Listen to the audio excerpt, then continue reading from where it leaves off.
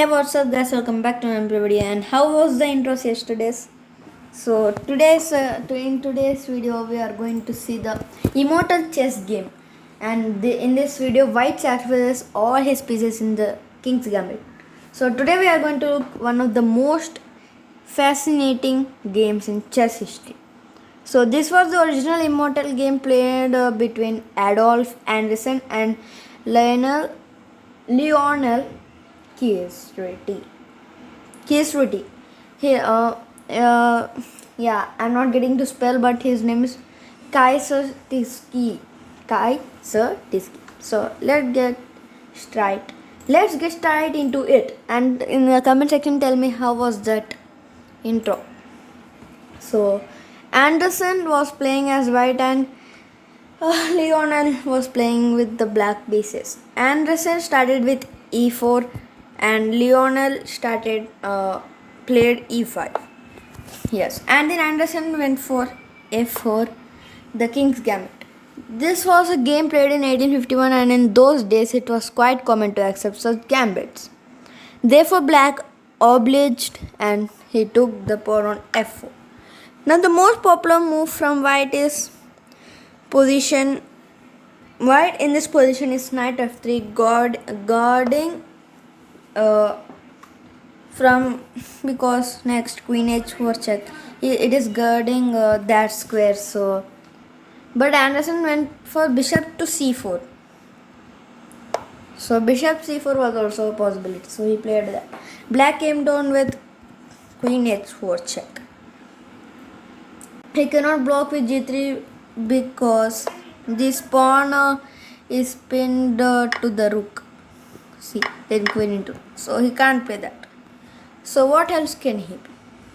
So now therefore white went for the obvious move, king to f1. His castling is gone, but still I don't know why Anderson played this. Now black came up with an awkward looking move, pawn to b5. So I guess he was looking to distract the bishop from this f7 diagonal. Yes, I guess. But this was not such a good move. White simply took it, and here both players have gambited a pawn. Then Lionel plays knight f6, attacking the pawn on e4. Anderson did not care about this, and he went for an attack on the queen, knight to f3. Black had to move his queen. He went for queen h6, maintaining his defense of the f4 pawn. Yes, he played that, and that was a good move. Now Anderson played d3.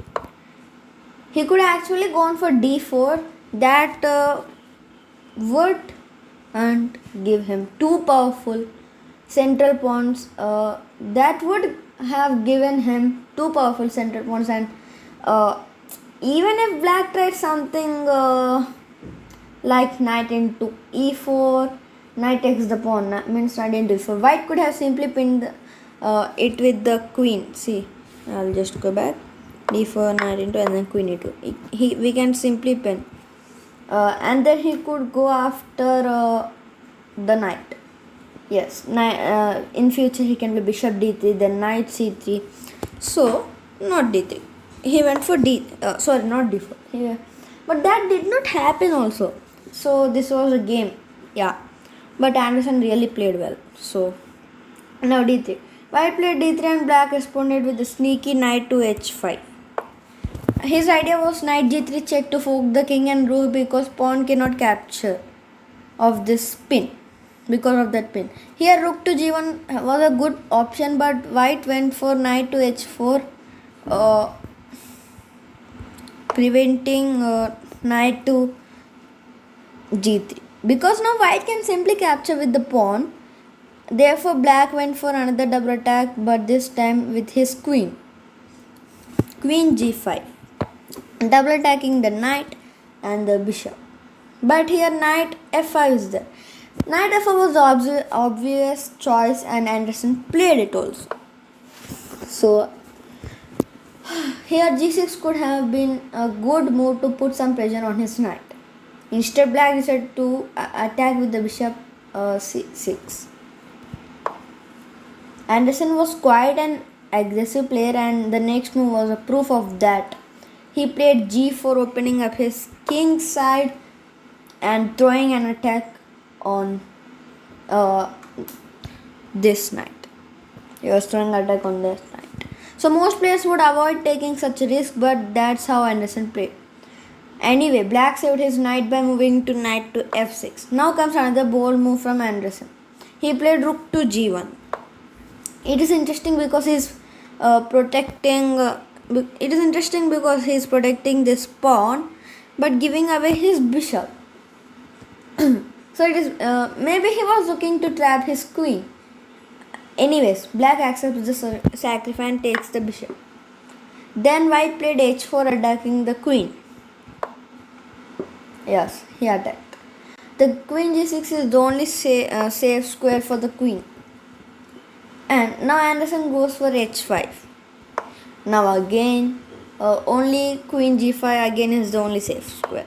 Now comes f3, queen f3, with the idea of bishop f2, f4 to trap the queen.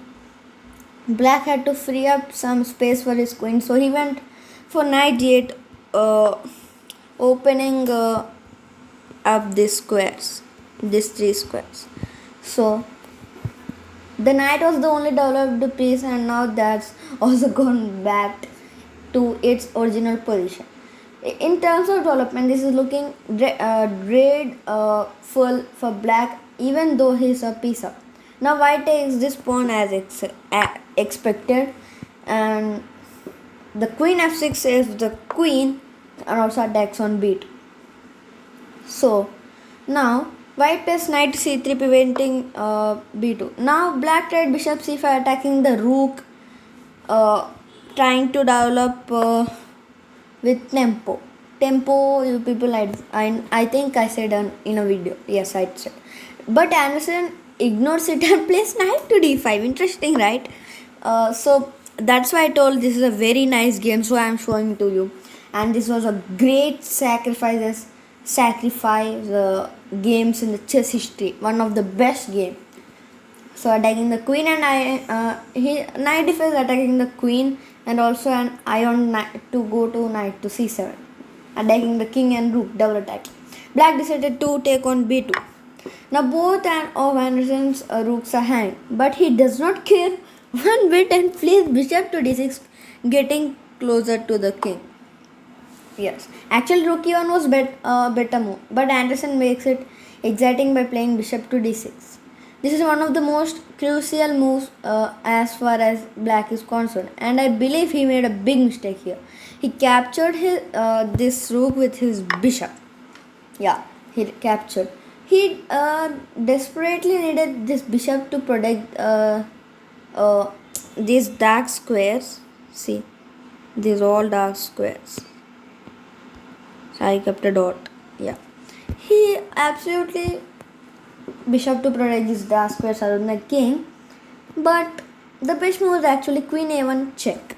Yeah, best move was actually queen a1 check, because after that also followed by king e to the queen b2, and say if white takes the bishop, then queen c2 check wins. Yes, so in the future queen c2 check wins, but here bishop. So back the bishop with this fork, and it looks good for black, but Lionel didn't play that move. He played bishop to g1, and now Anderson played one of the most subtle yet the most beautiful move of the game. He did not take the bishop, he did not save his rook, and he did not give a check. What he played in the game was a surprising move, pawn to e5. This looks quite silly, but it was a well thought of move. Yeah, e5 was a well thought of move. With this move e5, he is creating this really strong mating net around the black king. See, strong mating net around the black king. Even as queen can jump. So only this was a great sacrificing that game. Another thing it does is also he can't go back. Yes. Okay. Now black takes this rook as well, but it's a check, so white moves away his king to where? G2 or it. He placed it. Now black made another mistake. He played this unusual looking move knight to a6. Seems he was concerned about this knight c7 check double attacking the king and the rook. So that's why he played knight a6. But that was a blunder. Yeah, that was a blunder because now white is completely winning. Can you find the winning move? Continuation for white. Alright, it's an incredible sequence of moves which begins with knight to g7 check. Yes, knight to g7 check. King d8 is the only legal move. Legal, not illegal. It's the only legal move. And now comes the brilliant queen sacrifice. Queen f6 check. There's not much that black can do here, so he takes the queen. And now, if you go by the value of pieces, white is down 21 points.